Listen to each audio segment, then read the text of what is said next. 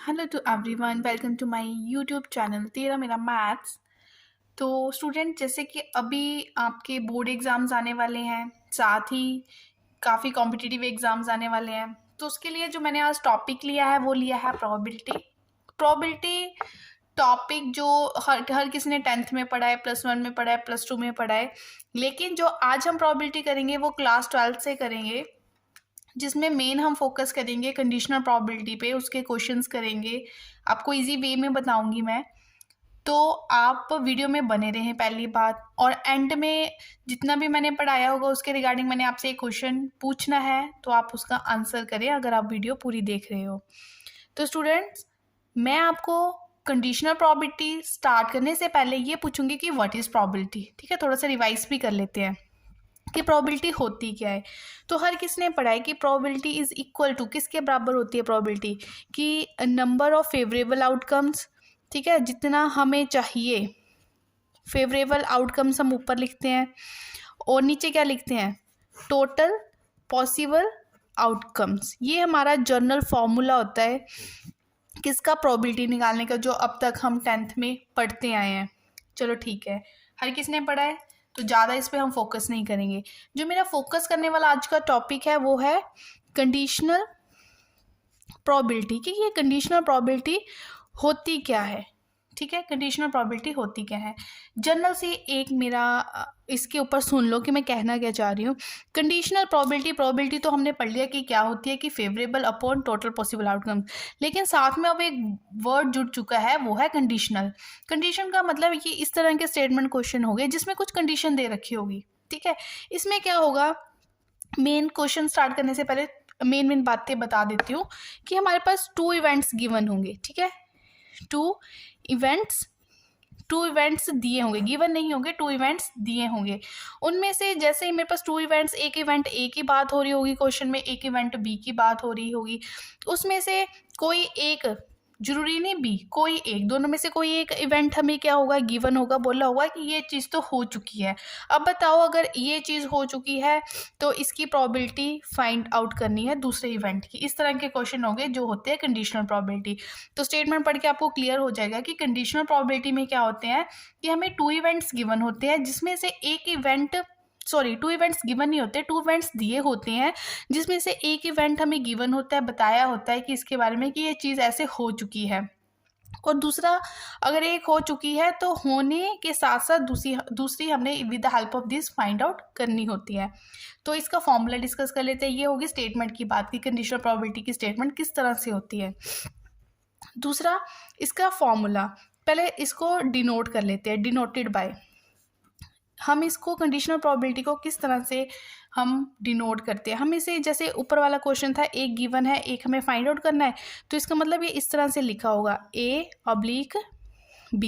ठीक है, ये है कंडीशनल प्रोबेबिलिटी को डिनोट करने का मेथड, A/B।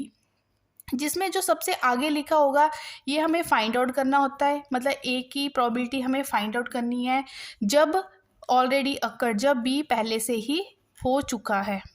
ठीक है, इसका मतलब ये है। तो अच्छे से मैंने आपको क्लियर कर दिया, आई थिंक क्लियर हो भी गया होगा कि कंडीशनल प्रोबेबिलिटी में आप होता क्या है, किस तरह के क्वेश्चंस होते हैं, इसको हम किस तरह से डिनोट करते हैं। जो डिनोट है उसका मतलब भी मैंने आपको क्लियर कर दिया कि जो आपने पहले लिखा होगा उसका मतलब होगा कि वो चीज़ हमें उसकी प्रोबेबिलिटी फाइंड आउट करनी है, और जो दूसरे नंबर पर लिखा होगा इट मीन्स वो ऑलरेडी अकर हो चुका है। ठीक है स्टूडेंट्स, इसकी मैं एक इम्पॉर्टेंट प्रॉपर्टी आपके साथ डिस्कस करना चाहूँगी, जो आपको पता है, already discuss in class 10th।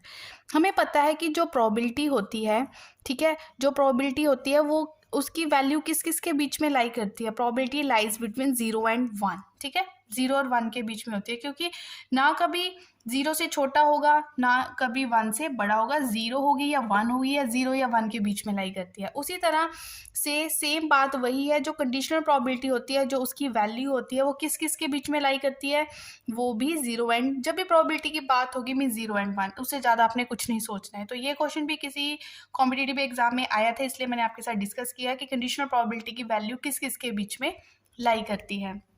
तो मेन मेरा फोकस होता है कि इंपॉर्टेंट से इंपॉर्टेंट बात आपके साथ डिस्कस की जाए, ताकि आप कोई कॉम्पिटिटिव दे रहे हो या तैयारी कर रहे हो, आपके लिए ईजी रहे।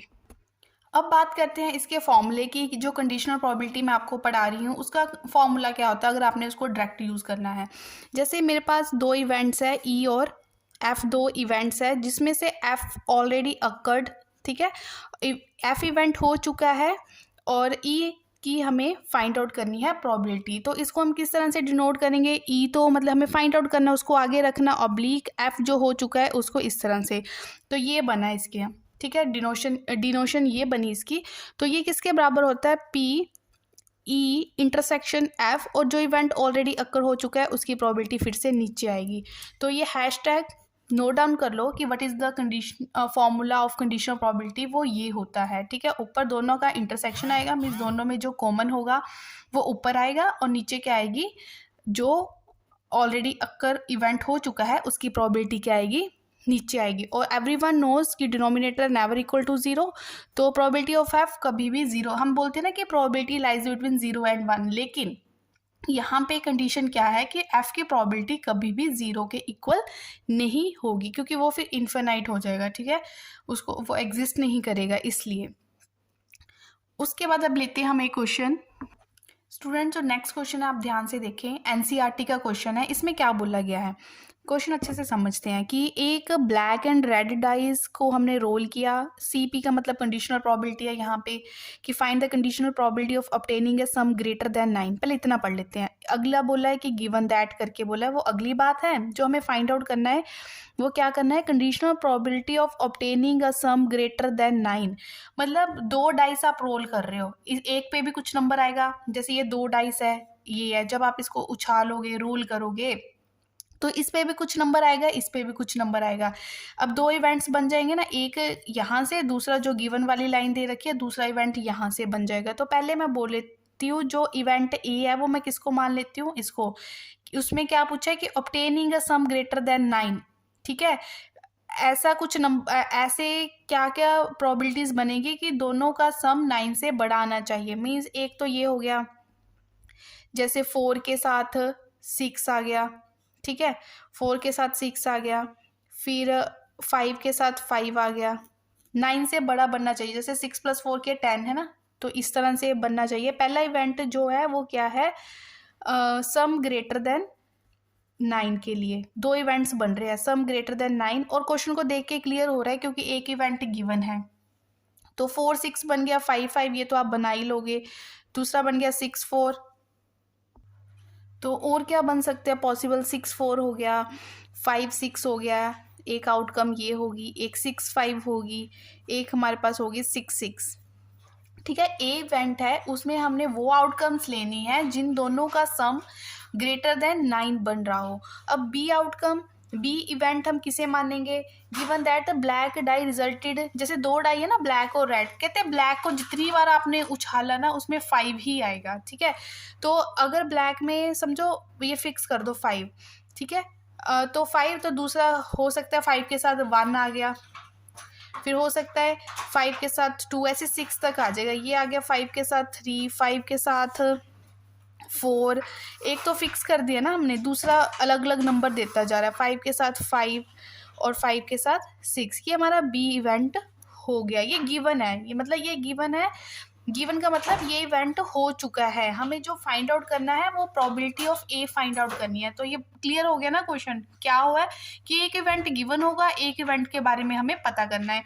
तो पहले इसका फॉर्मूला मैं लिख देती हूँ आपके सामने, क्या बना, ए ऑब्लिक बी, ए आगे आएगा क्योंकि ये फाइंड आउट करना है, बी गिवन है तो हमने बी को पीछे लिखा। फिर फॉर्मूला क्या बोलता है, ए इंटरसेक्शन बी, और जो ऑलरेडी अक्कर्ड है उसको हम क्या लिखते हैं, नीचे लिखते हैं, ठीक है। अब ए और बी में जो कॉमन आ रहे हैं, कॉमन कितने आ रहे हैं, देखो एक आ रहा है हमारे पास 5 6 5 6, सिर्फ हमारे पास एक ही कॉमन आ रहा है 5 6 एंड सॉरी ये भी आ रहा है 5 5, 2 इवेंट्स कॉमन आ रहे हैं। मतलब ए इंटरसेक्शन बी में हमारे पास क्या बन रही है, एक बन रहा है 5 5 और एक बन रहा है, देखिए ध्यान से, एक इवेंट बन रहा है ए इंटरसेक्शन बी का बन रहा है 5 5 एंड 5 6, ठीक है। अब इनकी हमें प्रोबेबिलिटी फाइंड आउट करनी है, प्रोबेबिलिटी फाइंड आउट करनी है। ऊपर आता है फेवरेबल, फेवरेबल कितने हैं, 2, ठीक है, स्टार्टिंग में बता दिया था ना कि सिंपल प्रोबेबिलिटी का फॉर्मूला क्या होता है, फेवरेबल अपॉन टोटल। टोटल कितने, जब हम जैसे 2 डाइस है उनको उछाल रहे हैं तो टोटल आउटकम्स यहाँ से हमें कितनी मिलेगी, 6। जितनी बार आप उसको डाई कर रहे हो 2 है तो पावर 2 मीन्स टोटल आउटकम जो पॉसिबल सैम्पल स्पेस है वो हमारे पास 36 बनेंगे। 2/36 यहाँ से आ गया 1/18, तो ये तो वैल्यू निकल गई। उसी तरह से प्रोबेबिलिटी ऑफ बी भी निकाल लो। तो प्रोबेबिलिटी ऑफ बी पॉसिबल कितने हैं बी के लिए, 1 2 3 4 5 6, और पॉसिबल कितने हो गए 1/36, और यहाँ से सॉरी 6/6 आ गया, यहाँ से आ गया 1/6। तो हमारे पास ये भी निकल चुका है, ये भी निकल चुका है। जस्ट आपको क्या करनी है, वैल्यूज पुट आउट करनी है। चलो अब वैल्यू पुट कर दो। ए इंटरसेक्शन बी की जगह आ गया 1/18 और दूसरा आ गया 1/6। ये हमारा बन चुका है 6/18 1/3। देखो आंसर आ चुका है, बिल्कुल सिंपल सा फॉर्मूला हमने लगाया, उसको समझा कि फॉर्मूले में वैल्यूज किस तरह से पुट करेंगे, और जो आपका आंसर है, इस क्वेश्चन का आंसर है वो आपके सामने आ चुका है। इम्पॉर्टेंट था क्योंकि एनसीईआरटी वाले सारे क्वेश्चन ही इम्पॉर्टेंट हैं। तो एक और क्वेश्चन करते हैं स्टूडेंट। जैसे हमने एक क्वेश्चन डिस्कस कर लिया, अगर आपको लग रहा है कि वो क्लियर नहीं हुआ है तो डोंट वरी। अगला क्वेश्चन एक हमने कंडीशनल प्रोबेबिलिटी के ऊपर और ले लिया है, और ये इंपॉर्टेंट क्यों है, क्योंकि ये क्वेश्चन सीबीएसई वालों ने काफ़ी बार पूछा हुआ। तो कोई भी क्वेश्चन स्टार्ट करना होता है तो पहले सैम्पल स्पेस आपको पता होना चाहिए, ठीक है। हम लिख लेते हैं, कहते हैं एक फैमिली है ना, उसमें 2 बच्चे हैं। What is the probability that both the children are boys, क्या प्रोबेबिलिटी है कि दोनों ही बच्चे बॉयज़ हों, लेकिन गिवन दे दिया है हमें कि at least one of them is a boy. एक तो बॉय उस फैमिली में है ही है, ये हमें चीज़ गिवन दे रही है और इसकी प्रोबेबिलिटी पूछ रहे हैं। तो क्वेश्चन पढ़ के क्लियर हो रहा है ना कि कंडीशनल प्रोबेबिलिटी का क्वेश्चन है, ठीक है। मीन्स कंडीशनल प्रोबेबिलिटी का क्वेश्चन है। पहले हमें 2 इवेंट्स लिख लेते हैं कि 2 सैम्पल स्पेस लिख लो। चलो इवेंट से पहले देखो, हो सकता है कि दोनों ही बॉय हो, है ना, ये भी तो हो सकता है कि वो दोनों गर्ल्स हों, हो सकता है कि पहले वाला बच्चा बॉय हो दूसरे वाला गर्ल हो, ये भी तो हो सकता है कि पहले वाला गर्ल हो दूसरे वाला बॉय हो, कुछ भी हो सकता है। जितने भी पॉसिबल हमारे पास चांस थे होने के वो हमने लिख दिया, वो हमारा सैम्पल स्पेस बन गया। It's very easy. चलो सैम्पल स्पेस बन गया, अब इवेंट्स बनाते हैं। पहला इवेंट जो पूछ रहे हैं उसी को ही बना लेते हैं। फर्स्ट इवेंट बोल रहे हैं कि both the children are boys, ये चीज़ हमने निकाल लिया ना, तो इसको पहला इवेंट बना लेते हैं कि दोनों ही क्या है, बॉयज़ हैं, ठीक है। और जो गिवन है उसको दूसरा इवेंट बना लेते हैं, उसको एफ लिख लेते हैं। इवेंट क्या बोल रहा है कि at least one of them is a boy, कम से कम एक बच्चा तो होना ही, लड़का तो होना ही चाहिए। ये नहीं मैटर करता कि पहले वाला लड़का या दूसरे वाला, ठीक है। हो सकता है फिर ये कंडीशन कि पहले वाला, एटलीस्ट मीन्स कम से कम एक से ज़्यादा भी हो सकते हैं। मीन्स फिर क्या आपके पास कंडीशन बन रही है, कम से कम एक बॉय गर्ल भी हो सकता है, गर्ल बॉय भी हो सकता है, या दोनों ही बॉय हो। एटलीस्ट का मतलब समझ लो, ठीक है, कम से कम एक तो होना चाहिए, 2 भी हो सकते हैं। तो ये दूसरा इवेंट बन गया। अब हमें फाइंड आउट तो ये करना है ना, ये तो गिवन ही है, ठीक है। ये हमें क्या करना है, फाइंड करना है इसकी प्रोबेबिलिटी। तो पहले फॉर्मूला लिख लो कि E/F, ये बन गया probability of E intersection F, और नीचे क्या हो गया, प्रोबेबिलिटी ऑफ F। अब देखिए हम दोनों चीज़ें निकाल लेते हैं। देखो E और F में अगर हम इंटरसेक्शन करें तो कॉमन क्या आ रहा है, देखो E इंटरसेक्शन F करें तो कॉमन आ रहा है हमारे पास 1, ठीक है, 1 आ रहा है। जब हम इसके साथ प्रोबेबिलिटी लगा देंगे तो 1 आ रहा है ना, जब हम इसके साथ प्रोबेबिलिटी लगा रहे हैं, प्रोबेबिलिटी मीन्स फेवरेबल कितना बन रहा है, सिर्फ एक सेट, ठीक है। टोटल कितने आ रहे हैं, 1 2 3 4, नीचे कितना आ गया 1/4, तो ये तो निकल गया, ठीक है। अब हमें पता करना है P/F। जैसे P/F पता चलता है तो हम इसमें क्या कर देंगे, वैल्यू पुट कर देंगे। अब देखो स्टूडेंट्स, P/F हम कैसे निकालेंगे, प्रोबेबिलिटी ऑफ इवेंट F कितने हैं यहाँ पे, 1 2 3 है, और सैम्पल स्पेस में टोटल कितने हैं, देखिए 4 हैं, तो 3/4 इसकी वैल्यू आ गई। जस्ट वैल्यू पुट करो, इंटरसेक्शन से आई थी 1/4, P/F आई 3/4, 4 डिनोमिनेटर दोनों के कैंसिल, तो 1/3 हमारे पास आंसर आ चुका है। देखो कितना सिंपल था, बिल्कुल ही सिंपल क्वेश्चन।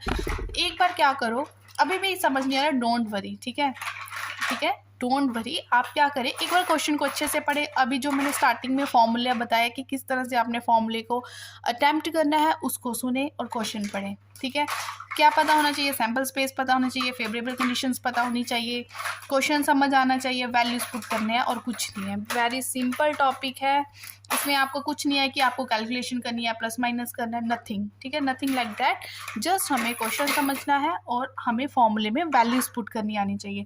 अब साथ में एक बात सुन लें, इसके रिगार्ड मेरे पास मैंने कुछ और वीडियोस भी अपलोड कर रखी हैं, उसका जो लिंक है आपको डिस्क्रिप्शन बॉक्स में मिल जाएगा। अगर आपको ये अच्छा लग रहा हो, अगर आपको लग रहा है कि इस वीडियो को देख के आपका कोई कंसेप्ट क्लियर हो रहा है, तो लाइक तो कर ही दे, और चैनल पे नहीं है तो चैनल को सब्सक्राइब कर लें। ठीक है, लाइक इसलिए ताकि फर्दर वीडियोस के लिए थोड़ी मोटिवेशन मिल जाती है। ठीक है स्टूडेंट्स, एक और क्वेश्चन करते हैं। देखिए स्टूडेंट्स, नेक्स्ट क्वेश्चन ये है आपके सामने, एनसीईआरटी बुक का ये क्वेश्चन है। मैं आपको इजी वे से बताऊंगी। ठीक है, मैं ये नहीं देख रही कि बुक वालों ने कैसे किया है, हम अपने मेथड करेंगे। फॉर्मूला तो वही लगेगा जो बेसिक स्टैंडर्ड फॉर्मूला है। कहते हैं कि इंस्ट्रक्टर है has a test bank of 300 easy true false question. 300 उसने आसान ट्रू फॉल्स डाल दिए, 200 थोड़े मुश्किल ट्रू फॉल्स डाल दिए, फिर एमसीक्यू भी 500 इजी डाल दिए, 400 मुश्किल डाल दिए। If the question is selected at random from the पूरे टेस्ट बैंक में से सारे मिक्स कर दिए क्वेश्चन, और इसमें से हमने एक क्वेश्चन को ही रैंडमली पिक किया, तो हमें ये बताना है कि what is the probability that it will be an easy question. जो हमने क्वेश्चन पिक किया वो ईजी था, given that it is a MCQ question, लेकिन वो क्या होना चाहिए, एमसीक्यू होना चाहिए, इजी वाला एमसीक्यू है ना। अभी देखते हैं क्या बोल रहे हैं, मतलब पूरा क्वेश्चन हमने रीड किया, एक एमसीक्यू की बात हो रही है, एक ट्रू फॉल्स की बात हो रही है, एक इजी की बात हो रही है और एक डिफ़िकल्ट की बात हो रही है। तो हम क्या कर लेते हैं, यहाँ पे लिख लेते हैं, एक टेबल ड्रॉ कर लेते हैं ताकि आपको थोड़ा इजी हो जाए। यहाँ पे लिख लिया इजी और यहाँ पे लिख लिया डिफ़िकल्ट। ठीक है, सबसे पहले बात हो रही है किसकी, क्वेश्चन में ट्रू फॉल्स की। ठीक है, सबसे पहले किसकी बात हो रही है, आप देखें क्वेश्चन में सबसे पहले बात हो रही है, मैं आपको, आप कॉपी में देखें, मैं सारी स्टेटमेंट आपको बोल रही हूँ तो आप कॉपी में ही देख सकते हो। सबसे पहले क्वेश्चन में बात हो रही है ट्रू फॉल्स की, ट्रू और फॉल्स। कहते हैं ट्रू फॉल्स में से जो इजी वाले हैं वो कितने हैं, 300 हैं इजी, और डिफ़िकल्ट वाले ट्रू फॉल्स कितने हैं, वो कितने हैं, 200। और अगली बात हो रही है एमसीक्यू की। उसी तरह से एमसीक्यू जो इजी वाले हैं वो है 500 और डिफ़िकल्ट वाले एमसीक्यू है 400।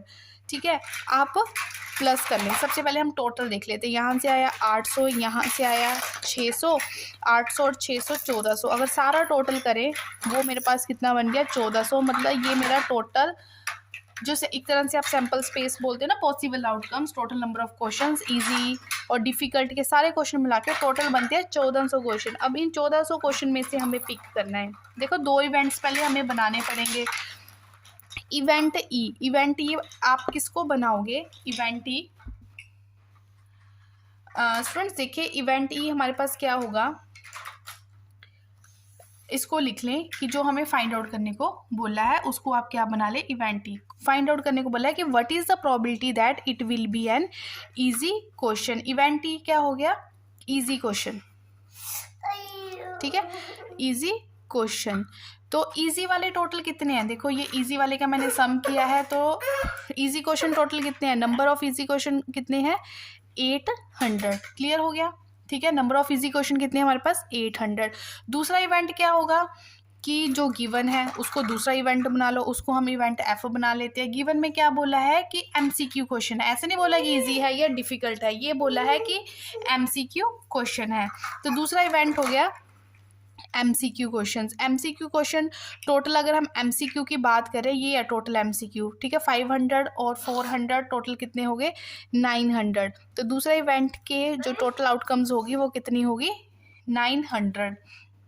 अब देखें, जो हमें दोनों में कॉमन लेना है, देखो एक तो हो गया ना इजी क्वेश्चन, वो हमने लिख दिया। दूसरा इवेंट हो गया कि अकेला एमसीक्यू, वो हमने लिख दिया। अब दोनों में फॉर्मूले में ये इंटरसेक्शन भी तो यूज़ होता है ना, तो इसकी वैल्यू कैसे निकलेंगे, ई और एफ पे कॉमन क्या है, ई था इजी क्वेश्चन एमसीक्यू। अब अगर दोनों को कोलैबोरेट करके पढ़े तो इजी एमसीक्यू क्वेश्चन क्या बनेगा, easy MCQ question. A intersection F आपके पास बनेगा इजी एमसीक्यू। ठीक है। इजी एमसीक्यू बनेगा। इजी एमसीक्यू तो मेरे पास है। इजी एमसीक्यू के टोटल कितने क्वेश्चंस है, वो कितने हैं 500। तो मतलब N total number of easy MCQ question हमारे पास कितने आ गए 500। लेकिन फॉर्मूले में हमें क्या करना होता है, इसकी प्रोबेबिलिटी निकालनी होती है। तो अगर हम इसकी प्रोबेबिलिटी निकाल लें तो ये कितनी बनेगी, पॉसिबल कितने हो गए 500, टोटल क्वेश्चन कितने हैं 1400, 500 अपॉन 1400, तो यहाँ से ये कितना आ गया 5/14। उसी तरह से आप प्रोबेबिलिटी ऑफ एफ निकालो। तो एफ था, आप देख सकते हो कि एफ के टोटल फेवरेबल आउटकम्स हमारे पास कितने थे। एफ के मेरे पास थे टोटल फेवरेबल आउटकम्स 900 और पॉसिबल कितने हो गए 1400। 900/1400 करोगे तो 9/14 आ गया हमारे पास। फिर वही लगाओ फॉर्मूला। फॉर्मूला क्या बना हमारे पास, E/F, मतलब conditional probability of E when F is already occurred. तो ये फॉर्मूला बना P/F over P of F। दोनों वैल्यूज हमने अलग अलग से फाइंड आउट कर लिया। अब हमने इसमें फॉर्मूले में पुट करना है। क्या होता है कि अगर आप तो बोर्ड एग्जाम दे रहे हो तो आपको स्टेप बाय स्टेप करना पड़ेगा। जितना आप अच्छा मतलब अपना क्वेश्चन को इम्प्रेसिव वे से लिखोगे उतना ही चांस होंगे कि आपको अच्छे मार्क्स मिले। ठीक है, तो ये आ गया 5/14, यहाँ से आ गया 5/14 और यहाँ से आ गया 9/14। दोनों का denominator cancel. Final answer is in front of you 5/9। ये आंसर हमारा आ चुका है। देखो कितना इजी वे से हमने क्वेश्चन को ये क्वेश्चन आप पिक कर लेना, एनसीईआरटी की बुक में आपको मिल जाएगा ये क्वेश्चन। तो आपने देखो मैंने, अगर आप इसको एक इस तरह से टेबल बना के करते हो तो चेक मतलब पेपर चेक करने वाला भी कितना इंप्रेसिव होगा, है ना, कुछ डिफरेंट हो जाएगा। दूसरों से हमें कुछ डिफरेंट करना होता है। अपने क्वेश्चन को अटैम्प्ट हमने दूसरों से कुछ डिफरेंट वे से करना है। तो ये होते हैं छोटे छोटे टिप्स। यहाँ भी आपको टेबल मिले, डायग्राम मिले, घुसा दो, मतलब वो चीज़ें आप ड्रॉ करते जाओ ताकि हमारा क्वेश्चन क्या हो, इम्प्रेसिव हो। सो स्टूडेंट्स, ये था मेरा वीडियो कंडीशनल प्रोबेबिलिटी पे। ठीक है, प्रोबेबिलिटी का ये मेरा फर्स्ट ही वीडियो था, लेकिन डिस्क्रिप्शन बॉक्स में आपको और वीडियोस के लिंक मिल जाएंगे। ठीक है, तो again subscribe my channel. Notification के लिए बेल आइकन को आप क्लिक कर ले ताकि आपको जब भी मैं वीडियो अपलोड करूँ आपको जो अपडेट है वो मिलते रहें। ठीक है, तो चैनल पे बने रहें, उसके लिए मेरे चैनल को सब्सक्राइब कर ले, लाइक करें वीडियो को अगर आपको वीडियो अच्छा लगा। Thank you student. जैसे कि मैंने बोला था कि लास्ट में आपसे एक क्वेश्चन पूछा जाएगा, उसका आपको आंसर करना होगा। तो क्वेश्चन नंबर 14 एंड 15 ये क्वेश्चन आप नोट डाउन कर ले, स्क्रीनशॉट ले ले, और इसका जो भी आंसर होगा वो आप मुझे कमेंट सेक्शन में बता सकते हो। ठीक है, तो ये आपके एक तरह से आपका टेस्ट है कि आपको प्रोबेबिलिटी के क्वेश्चन अच्छे से समझ आए हैं या नहीं आए हैं। तो क्वेश्चन 14 एंड 15 का आप स्क्रीनशॉट लें और उसका जो भी सोल्यूशन आता है आप मुझे कमेंट बॉक्स में बताएं।